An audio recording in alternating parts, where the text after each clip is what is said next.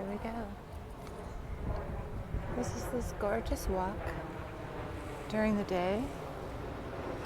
I just came up from a side street, and the reason I came up from a side street is I'm going to walk to Starbucks. So this is the walk from the Confidante, and we're going to pass Faena. We're going to pass Palms Hotel, which is a hotel I've been interested in, so I'm going to kind of check that out too. And I can tell you that once again, this Kerouac Hotel does not look as bad as I thought. Would I want to stay here without an ocean view room? I'm not sure. Not sure about that. But with an ocean view room, bar is cool. It's right out front. I like that. Might check that out later. Beach access right across. This is when you need a drone.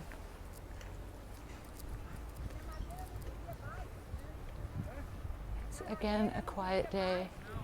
When it's quiet like this on Miami Beach, trust me, you're very happy. It's awesome. It's not always quiet. In fact, sometimes it's like, overwhelming, packed, filled with miscreants. People in rented sports cars who are just flashy in a very, very tacky way. You'd have to see it to believe it. It's like spring break. I guess that's the easiest way to say it. But today I'm in mid-beach. It's not like that. It's calm again. It's the second day that it's been calm. And I'm really, really enjoying it here. You'll notice that in Miami, most people who live here at least, are very physically fit.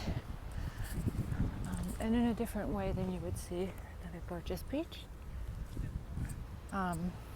In a much different way than you would see in, say, LA, where in LA everyone looks sort of like they've tried to starve themselves into being a child again. And it's a weird look. I mean, it's okay, it's whatever. It looks great in clothing. But here, the emphasis is definitely on looking good in a bikini. It's a beach town, so the things that look good in a bikini definitely involve people being a lot more athletic. So you'll see most of the people here are very in shape. It's just the norm.